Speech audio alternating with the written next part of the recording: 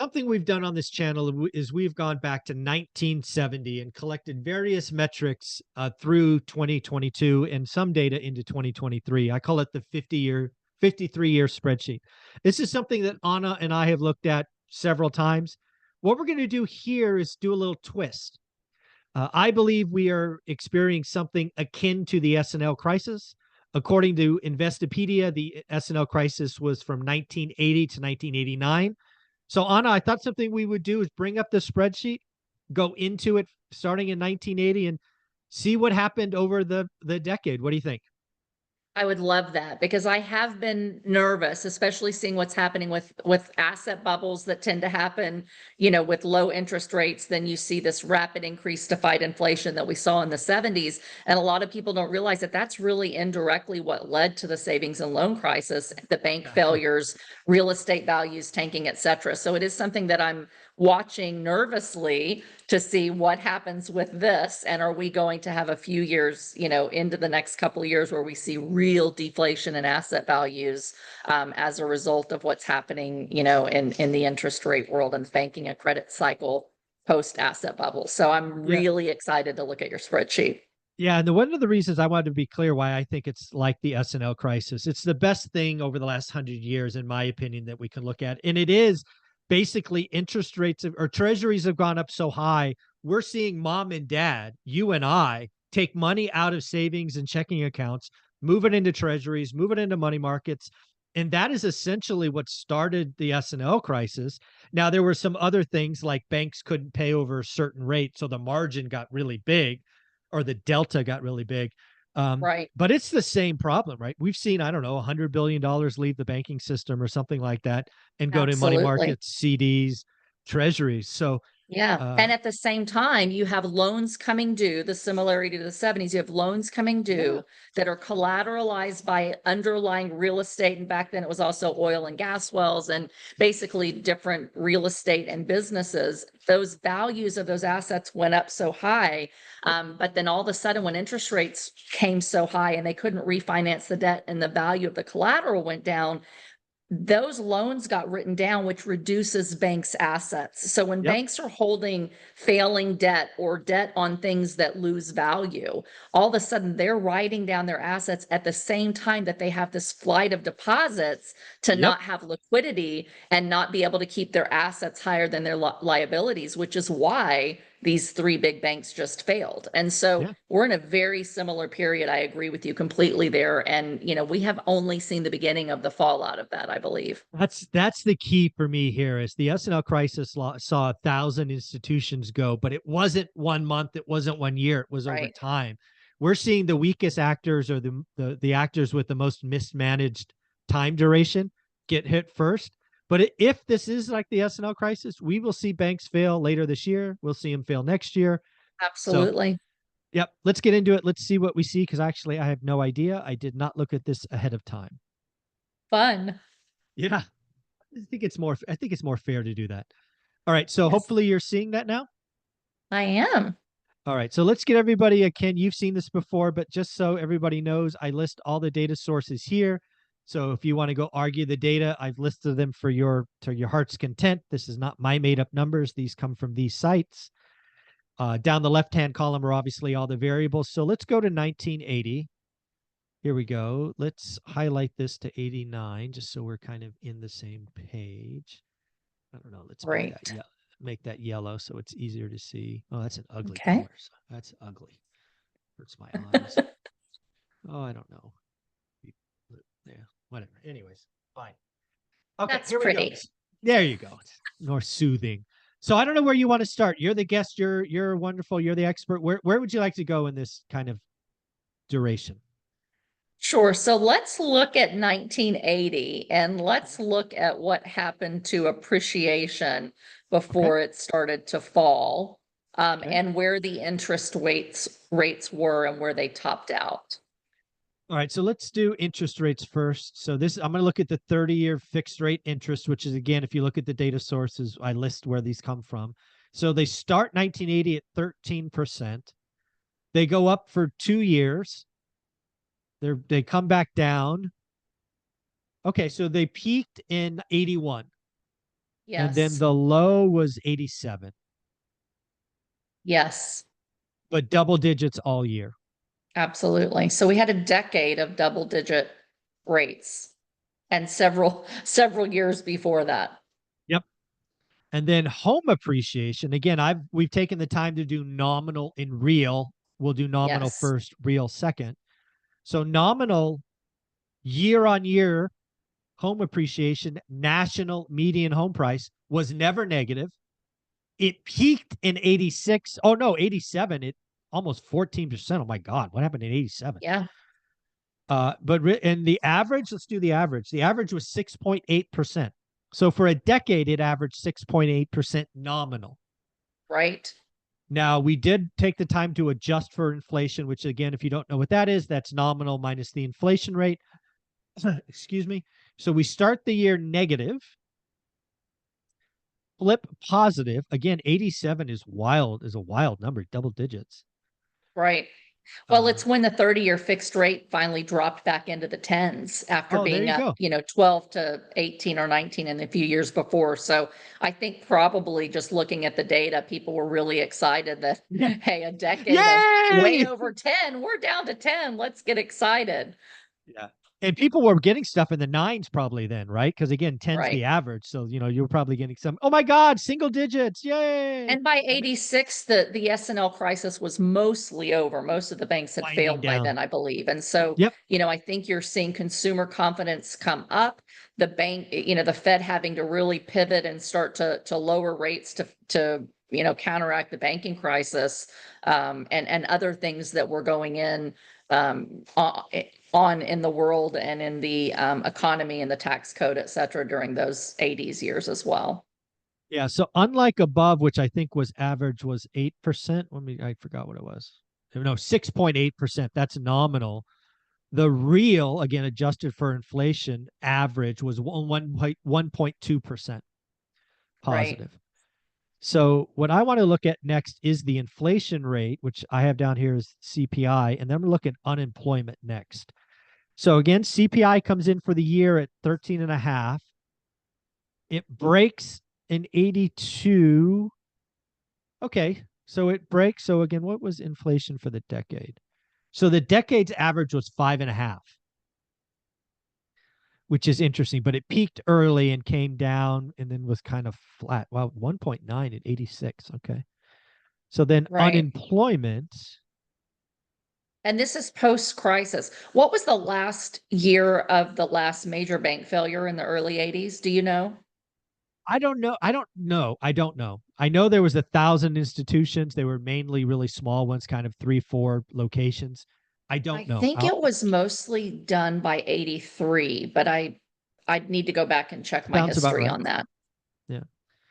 So let's look at unemployment. I think that's interesting. So unemployment, oops, I don't want to move that. So let's do this. So unemployment was at 7. It got to 9 for a couple years Mhm. and then basically trended lower. Okay. Yeah, and that wouldn't surprise me if I'm right, and a lot of the bank failures were in 82, 83. Mhm. That would explain, the CPI coming down pretty drastically, Mhm. unemployment going up pretty drastically. We had energy and oil issues at that time as well. So, that would explain that. And then, a couple years later, basically breathing a sigh of relief as interest rates come down, inflation's, three-headed monster has been killed, savings and loan crisis is over, and then people breathe a sigh of relief and start buying homes again. For sure. And then, of course, if you want to look at the stock market, we do have the S&P 500. It started the decade at 110. Oh, it ends the decade Really at went down in 285. 82. Hmm. Yeah. Yeah. Look at that, down 13%. Yeah. And then into the decade at 285. So what is that? Yeah. Yeah, And that's a look at big, that's consumer a big, sentiment. You know, you oh, yeah. you've had consumer sentiment in the 70s really bad as Volcker was starting to do his business, but it starts to go up in 83, Sure. 84, 85. And so I think, Yeah. you're In the mostly 90s, you're through right. the S&L crisis and the major part of inflation, in 82, 83, and then people start getting a little more happy. Yep. Let's look at income. How about that? Let's look at income. So we start the decade of family of four. Again, data sources are out there. Does it ever go down? Doesn't look to go down for the decade, but we go up. I don't know. What is that? Probably more than 50%. Mhm. Yep. And And you start then, to see again at the end of 83, you have some real wage growth, but it's yep. it's negative before then. Yeah, And it you're takes right. a while to come back up. You're right. Again, real, again, nominal minus the inflation rate. 3 years of negative real income growth. Yeah, that's Right. 1980. That was a rough year. Hmm. And then what was it for the decade? Oh, yeah, the average is 0.19. Let's call that zero point 0.2 between friends. Yeah. That's not a lot of income growth. 0.2 Right. in real terms. Right. Let's look at housing transactions. Again, the crash that we called. So we have new and existing. We'll just do the total. So we start the decade at 3.5. We get as low as 2.4. Hmm. And we basically come out of it by, I don't know. I guess we come out of it, like you say, in 83, and it trends higher from there, roughly. Right. Yeah, Right. the average is 3.6. So home Yeah. ownership And rate just never curious. Oh, changed. go ahead. Mhm. I was going to say, just lastly, home ownership kind of went between 65 and a half. When was the low? Low was in 86, 63.8. Hmm. Yeah. Go ahead. I was going to say, go back just out of curiosity and let's do 75 to 85. Okay. On what metric? 1975 to 85. Just Okay. looking at, where appreciation was, the 30-year fixed rate, um, Okay. and So 30-year CPI. 30-year fixed rate starts 75 at 9, gets a little lower in the 76, 77, and then starts the run higher. So it starts the run higher from 87, 1, 2, 3, 4 years of, so we double in 5 years, years or 82. 5 years. Yeah. Oh, Yeah. yeah. Okay, so interest rates double over 5 years. So we have seen this before, right? So again, what people realize is we had interest rates go up 800 basis points. Right. Today they gone up 500 basis points. They went up Right. 800 basis points in five Right. years. But 5 years versus one. So, Correct. Correct. Yes. right. Correct. So what happened to interest rates over 5 years? Let's just see this. So let's see these 5 years because that's when interest rates doubled. Let's make Right. this a different color. Okay, so we're going to do these 5 years. So those are the 5 years interest rates doubled. What happened to, let's do inflation. So inflation starts at 6.5. It gets as high as 13 Yep. and then starts to roll over. So higher rates work. That's what you take from this. And then they start the trend down, Absolutely. And you can right? see from 82 to 83, inflation was cut in half. But that Yeah. was after, 5 years, 6 years of pretty aggressive rate hikes, most aggressive from 79 to 81. And then we started to see, banks start to fail, Mhm. 80 through 83, I believe. And then all of a Yep. sudden, you know, something happened from 82 to 83 to make rates, fall by half. Mhm. Um, Yeah. Yeah. What was GDP? So again, gross domestic product was pretty healthy in the 77 to start this, and then go yeah, negative. Have a couple of negative again, negative years. through 82, but then it bounced Yeah. back, pretty Oh, healthily oh by yeah. Look at that. 83. 7% growth. Oof, when was the last time we did that? Yeah. Hmm. Might have been 84 was the last time we did that. Right.